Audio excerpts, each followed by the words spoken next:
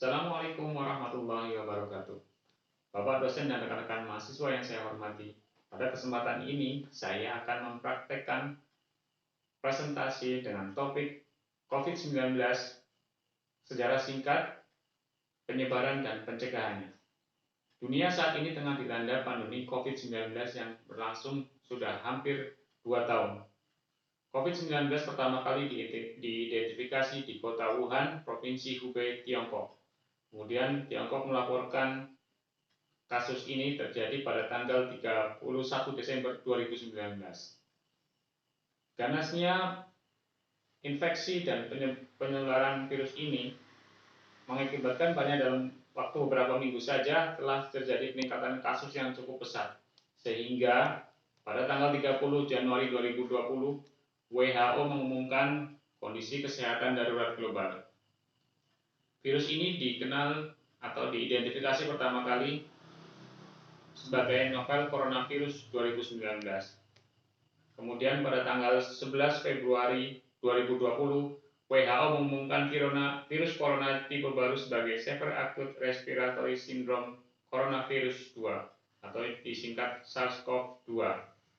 COVID-19 merupakan nama resmi untuk penyakit yang ditimbulkan sebagai wabah pandemi global tersebut. Sedangkan Indonesia pertama kali melaporkan terjadinya kasus COVID-19 pada tanggal 2 Maret 2020.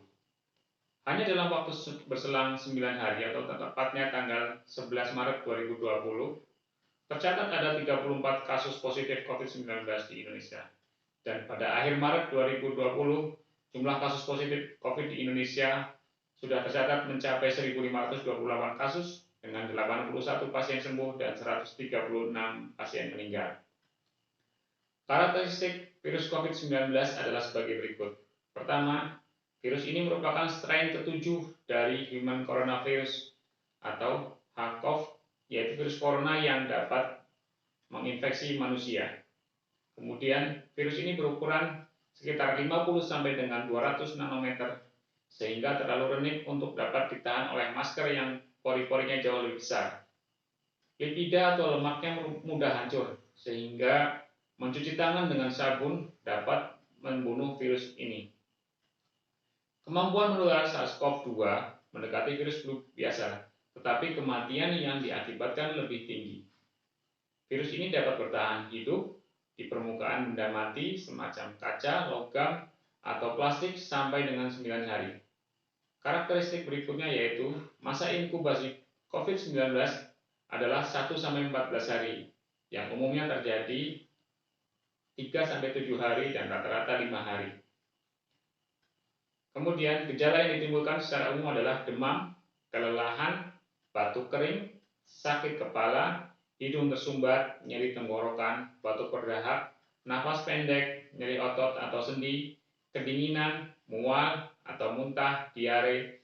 Sedangkan pada beberapa kasus infeksi yang cukup parah, gejalanya adalah sesak napas atau hipoksemia, batuk berdarah, penurunan sel darah putih, dan gejala pada kasus terburuk adalah acute respiratory distress syndrome.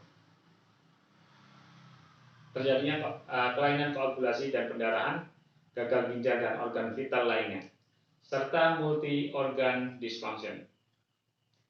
Penyebaran COVID-19 dapat melalui droplet, kontak fisik, melalui permukaan yang terkontaminasi, dengan ruangan dengan ventilasi buruk dan tempat ramai. Droplet adalah cairan atau percikan air yang keluar dari saluran pernapasan ketika seseorang batuk ataupun bersin. Risiko penularan COVID-19 melalui droplet akan meningkat drastis apabila seseorang tidak menggunakan masker. Kontak fisik seperti berjabat tangan adalah salah satu media penularan COVID-19 karena kita tidak pernah tahu ada berapa banyak kuman atau virus yang ada di tangan lawan bicara kita. Kemudian, permukaan yang terkontaminasi oleh droplet bisa berpotensi juga menularkan virus tersebut kepada orang yang menyentuh permukaan yang telah terkontaminasi. Ruangan tertutup dengan ventilasi yang buruk menjadi tempat yang nyaman untuk penyebaran virus. Kemudian tempat-tempat yang ramai itu juga harus kita hindari karena di tempat tersebut resiko penularan virus menjadi sangat besar. Berdasarkan data dari WHO per tanggal 17 November 2021, secara global tercatat lebih dari 254,8 juta kasus dengan angka kematian mencapai 5,1 juta orang, sedangkan penambahan kasus baru terakhir mencapai 555 ribu kasus. Secara wilayah, Amerika menempati posisi tertinggi dengan catatan 95,5 juta kasus, disusul Eropa, dan ketiga Asia Tenggara dengan 44,3 juta kasus.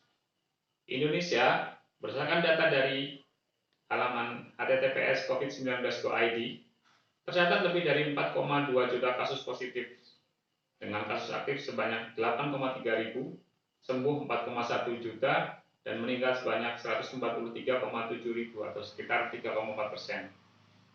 5 besar provinsi dengan kasus positif COVID-19 tertinggi ditempati oleh DKI Jakarta, Jawa Barat, Jawa Tengah, Jawa Timur, dan Kalimantan.